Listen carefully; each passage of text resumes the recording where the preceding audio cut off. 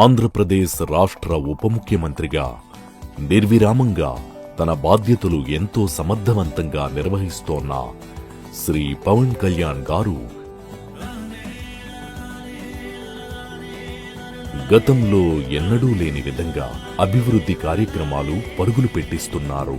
ఒకే రోజున 13,326 గ్రామ సభలు నిర్వహించి ప్రపంచ రికార్డు సాధించి మహాత్మా గాంధీ కలలు కన్నా గ్రామ స్వరాజ్యం వైపు అడుగులు వేశారు.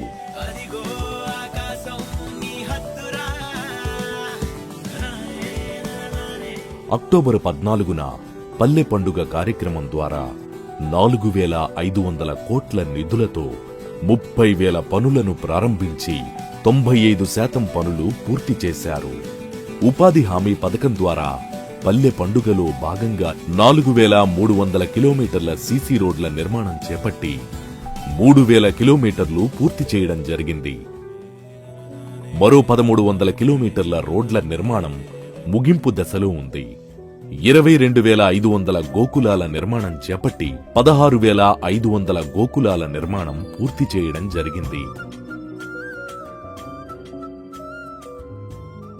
అలాగే వీటితో పాటు 136.85 కిలోమీటర్ల బీటీ రోడ్లు, 7,500 వ్యవసాయ చెరువులు, 66,000 ఎకరాల ఉద్యానవన పంటలు, రాష్ట్రీయ గ్రామ స్వరాజ్ అభియాన్లో గత ప్రభుత్వ హయాంలో 24వ స్థానంలో ఉన్న ఆంధ్రప్రదేశ్ 6 నెలల ఎన్డీఏ కూటమి ప్రభుత్వ పాలనలో 2వ స్థానానికి చేరింది.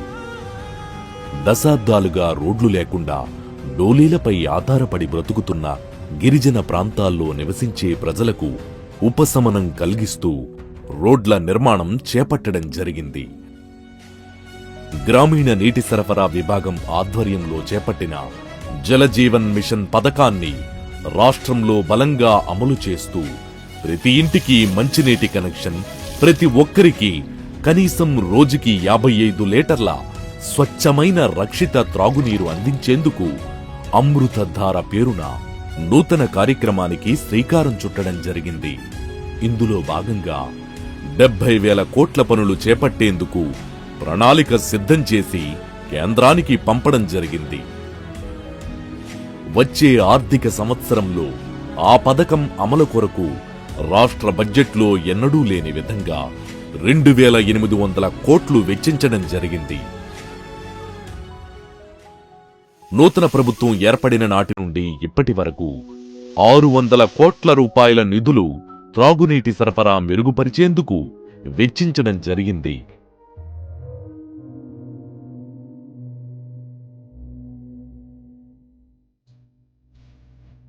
ఎనిమిది నెలలుగా జీతాలు లేక ఇబ్బందులు పడుతున్న Sri Sathya Sai water supply scheme సిబ్బందికి 30 కోట్ల రూపాయల వేతన బకాయిలు చెల్లించడం జరిగింది.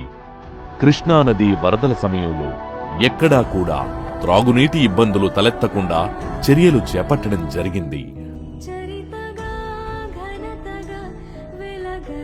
అటవీ శాఖ చేపట్టిన అభివృద్ధి కార్యక్రమాల వివరాలు. రాష్ట్రంలో చిత్తూరు, మన్యం, పార్వతీపురం జిల్లాల్లో ఏనుగుల దాడుల నుండి ప్రజలను, పంట పొలాలను రక్షించేందుకు కర్ణాటక నుండి కుంకి ఏనుగులు తీసుకొచ్చేందుకు కర్ణాటక రాష్ట్రంతో అవగాహన ఒప్పందం కుదుర్చుకోవడం జరిగింది. ఈ అంగీకారంలో భాగంగా ఎర్రచందనం అక్రమ రవాణా అరికట్టేందుకు ఇరు రాష్ట్రాలు సంయుక్తంగా పోరాటం చేయాలని నిర్ణయించడం జరిగింది. రాష్ట్ర వ్యాప్తంగా పచ్చదనాన్ని 29% నుంచి 50% పెంచేలా మొక్కలు నాటే కార్యక్రమం చేపట్టడం ద్వారా దాదాపు 2,383 హెక్టార్ల విస్తరణలో 22 లక్షల విత్తనాలు నాటడం జరిగింది. వచ్చే వానాకాలం నాటికి 5 కోట్ల మొక్కలు నాటేందుకు ఉపాధి హామీ పథకం కింద అనుమతులు మంజూరు చేయడం జరిగింది. పాపికొండ జాతీయ పార్కులో పులులు, ఇతర వన్యప్రాణులు పరిరక్షణ కోసం WWFతో అవగాహన ఒప్పందం చేసుకోవడం జరిగింది. రాష్ట్ర వ్యాప్తంగా కేంద్ర సహకారంతో 20 కొత్త నగర వనాలు ఏర్పాటు చేసేందుకు, పట్టణాల్లో పచ్చదనంతో పాటుగా ఆహ్లాదం పెంచేందుకు చర్యలు చేపట్టారు. మొత్తంగా రాష్ట్ర వ్యాప్తంగా 70 నగర వనాలు ఏర్పాట్లు కానున్నాయి. గ్లోబల్ క్లైమేట్ ఫండ్ ద్వారా 450 హెక్టార్ల మడ అడవుల పునరుద్ధరణ చేపట్టడం జరిగింది. ప్రభుత్వం ఏర్పడిన తరువాత ఇప్పటి వరకు 165కు పైగా ఎర్రచందనం అక్రమ రవాణా కేసులు నమోదు చేసి 130 వాహనాలు 54 మెట్రిక్ టన్నుల ఎర్రచందనం పట్టుకోవడం జరిగింది. అలాగే అక్రమ రవాణాకు పాల్పడుతోన్న 407 మందిని అరెస్టు చేసి కఠినంగా వ్యవహరించడం జరుగుతోంది.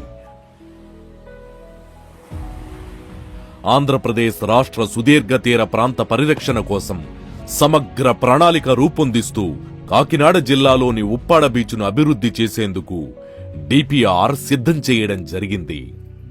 సైన్స్ అండ్ టెక్నాలజీ విభాగం విద్యార్థులకు స్కూల్ దశ నుండే సైన్స్ పట్ల ఆసక్తి కలిగించేలా స్పేస్ కిడ్స్ ఇండియా సంస్థ ప్రతినిధులతో చర్చించి ప్రణాళిక సిద్ధం చేశారు. విద్యార్థులకు అంతరిక్ష రంగంపై అవగాహన పెంపొందించేందుకు స్పేస్ పార్క్ ఏర్పాటు చేసే దిశగా ప్రణాళికలు రూపొందిస్తున్నారు. రష్యాకు చెందిన ప్రముఖ వ్యోమగామి శ్రీ సెర్గీ కోర్సాకోవ్తో రాష్ట్రంలో చేపట్టబోయే కొన్ని కీలక అంశాలపై చర్చించారు. జాతీయ అంతరిక్ష దినోత్సవం సందర్భంగా శ్రీహరికోటలోని ఇస్రో షార్ అంతరిక్ష కేంద్రంలో జరిగిన వేడుకల్లో అతిథిగా పాల్గొని శాస్త్రవేత్తలతో పలు అంశాలపై చర్చించారు. ఇలా ఎంతో సమర్థవంతంగా నిర్వహిస్తూ రాష్ట్ర ప్రజల శ్రేయస్సే తన లక్ష్యంగా అహర్నిశలు శ్రమిస్తోన్న మన జనసేనాని ఆంధ్రప్రదేశ్ రాష్ట్ర ఉప ముఖ్యమంత్రి వర్యులు శ్రీ కొణిదెల పవన్ కళ్యాణ్ గారి ప్రస్థానం మనకు ఎంతో గర్వకారణం.